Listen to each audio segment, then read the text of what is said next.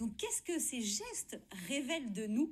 Justement, la journaliste Marianne Moing est allée rencontrer la sémiologue passionnante Élodie Ley-Mielzarek, qui est spécialiste du langage et du langage verbal et non verbal. Bonjour Élodie Ley-Mielzarek, vous êtes la spécialiste de la communication non verbale. Bonjour. Le sémiologue Roland Barthes a dit « Ce que cache mon langage, mon corps le dit ». Est-ce que c'est vrai que les gestes en disent plus que les mots? Pour continuer sa citation, il nous dit que le langage est un adulte très civilisé et le corps un enfant très entêté. On a un petit peu plus conscience des mots qu'on utilise, alors que souvent nos gestes nous trahissent. Pour nous aider à y voir un petit peu plus clair, vous allez me donner des situations de la vie quotidienne, je vais essayer de les mimer et vous allez m'analyser, analyser tous mes gestes. Allez, c'est parti. Première situation. C'est un grand classique, l'entretien d'embauche. Bonjour, je m'appelle Marianne Moing, je suis journaliste. Voilà, j'adore votre émission. Je travaille vraiment très bien, mais j'aimerais beaucoup rejoindre vos équipes. Alors, j'ai été convaincante? Sur les items de stress, il y a des choses assez intéressantes qu'on a pu observer. La tension dans les mains, tension dans le bas du visage, des petits comme ça qui sont typiques de la peur en fait. Les pieds aussi qui ont tendance à fuir et à partir sous la chaise. Tout ce qui nous permet de nous cramponner, c'est-à-dire soit là à la chaise, soit au pied de la chaise, ce sont des gestuels de réassurance. Voilà, ça montre qu'on n'est pas très à l'aise.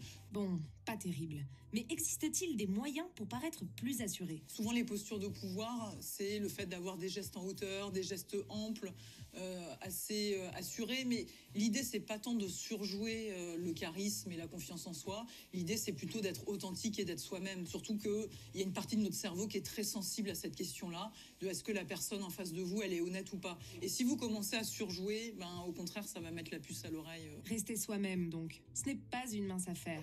Deuxième situation, le rendez-vous amoureux. Marianne, d'après vous, quels sont les gestes que vous feriez s'il y a quelqu'un qui vous a tapé dans l'œil? Je pense que j'aurais tendance à me mettre à l'aise. Je pense que je serais plutôt comme ça. J'ai une tendance à toucher tout le temps mes cheveux.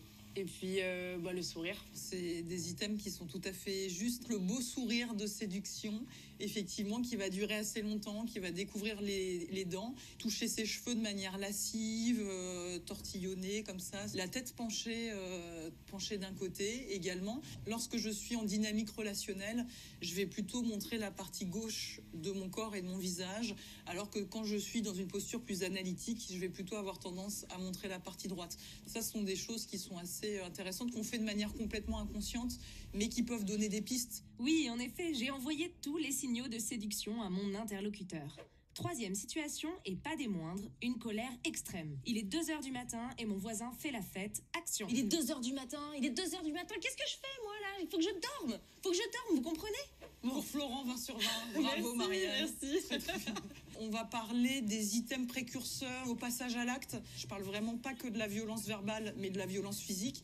Qu'est-ce qu'on observe? Donc, laissant pas effectivement une espèce de rigidité comme ça au niveau du corps, des bras. Et là, vous l'avez bien fait, la mâchoire, vous voyez. Là, ça commence à être très serré. C'est aussi l'envie de mordre qui arrive, parce qu'il faut pas oublier qu'il y a une partie animale en nous, et c'est particulièrement celle-ci qu'on va voir à l'œuvre. La fixité du regard, ça c'est vraiment le prédateur qui ne va pas lâcher sa proie des yeux. Donc si vous voyez quelqu'un qui montre tous les items là, mais qui en plus devient blanc d'un seul coup en quelques secondes, alors là franchement, il faut partir. C'est la seule solution. Comme quoi, être expert en communication augmente les chances de survie.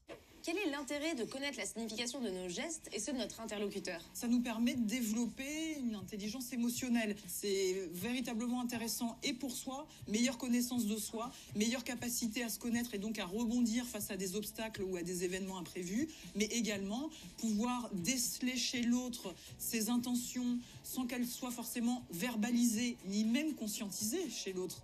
C'est un atout considérable. Merci beaucoup, Élodie. Merci à vous. Donc, ce que nous dit Élodie, qu'effectivement, c'est que traduire le langage du corps, ça nous permet de développer une intelligence émotionnelle, de nous connaître mieux, de connaître mieux l'adversaire ou la personne qu'on a en face de nous. Mais ce qui est très important aussi, c'est ce qu'elle nous dit, c'est qu'on ne peut pas non plus ne pas contrôler son corps. C'est-à-dire, si moi j'ai envie d'arrêter de parler avec mes mains, je vais avoir du mal à le faire. Si André veut arrêter de me caresser la main pendant l'émission, il va avoir du mal à le faire aussi. Vous voyez, c'est ça.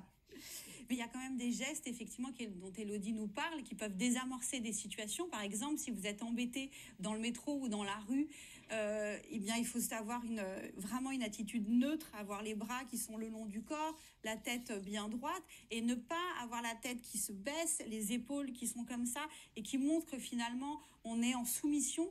Et sinon, de manière peut-être plus banale, je m'adresse à vous. Moi, ce que j'apprends, par exemple, à mes enfants, c'est aussi d'avoir une attitude chaleureuse avec le corps. C'est-à-dire de dire merci, bonjour, mais de montrer par son attitude, avec le corps, avec ses gestes, qu'on est heureux d'être là. Donc, de traduire par son corps une attitude tendre. Et d'ailleurs, un philosophe que vous connaissez et écrivain que vous aimez bien, je crois, Christophe André, qui est Alexandre Jolien, et qui dit une phrase qui est très importante pour moi, il y a des regards qui tuent, il y a des regards qui sauvent.